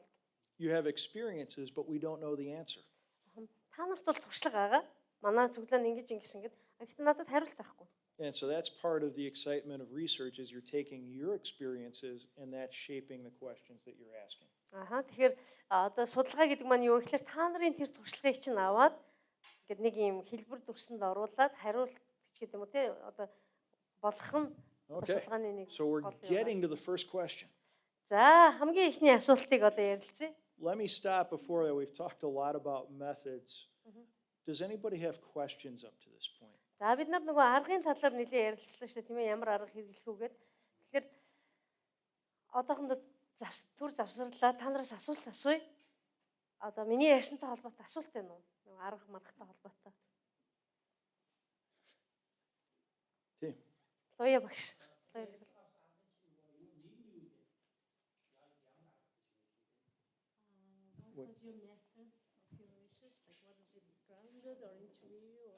It was kind of between ethnography and grounded research. Нөгөө ихтэй хэлжсэн угсаатан зүүн судалгаа гэдэг аргыг ашигласан байгаа. Тэгээд бас grounded буюу нөгөө суурилсан материал дээр суурилсан. The one reason I didn't go fully with grounded research is you're kind of coming up with one theory, one hypothesis.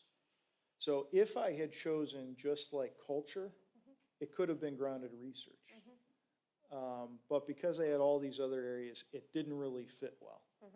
Ер нь бол нөгөө grounded буюу судалгаанд суурилсан судалгаа болохоор ихэвчлэн нөгөө нэг таамаг дэвшүүлээд тэр таамагнда хариу өхийн төлөвлөгөө бичдэг тийм. Жишээл би соёл гэдэг сэдвийг сонгоцсон бол grounded буюу судалгаанд суурилсан судалгаа хийх боломжтой байсан. Гэтэл минийх чинь нөгөө тийм биш тийм нөгөө олон талбарыг хамруулж байгаа болохоор. And even talking with my advisor, he's like, "You got a great question. It's just trying to figure out like what's the best method to use to address this." You could study the same question using like 4 or 5 different methods and have a different approach to research. So again, there's not one that's better. Sometimes there's one that suits it better, but you could do it in different ways. Тэгээ би нөгөө удирдлагч багштайгаа уулзж явах үед манай багш ч гэсэн надад хэлсэн л дээ. Чиний асуулт бол өстой гоё асуулт юм. Тэгвэл чи нөгөө ямар аргаар судалгаагаа хийх вэ гэдгээ тодорхойлох хэрэгтэй гэж те. Өөрөөр хэлэх юм бол нөгөө 5 арга байвал 5-ыг ингэж ашиглах боломжтой. Эсвэл 5-аас 1-ийг нь аваад давмгаалаад ашиглаад явах боломжтой. Тэгэхээр нөгөө ашиглаж байгаа аргаас шалтгаалаад үр дүн бас. If we were going to do the research just focused on the candle, that would maybe be grounded research, grounded theory. За жишээлбэл одоо зөвхөн ширгэлэх гэдэг сэдвээр судалгаа хийж болно шүү дээ, тийм ээ. Тэгэх юм бол магадгүй нөгөө нэг суурилсан аргыг ашиглаж болно энэ дээр.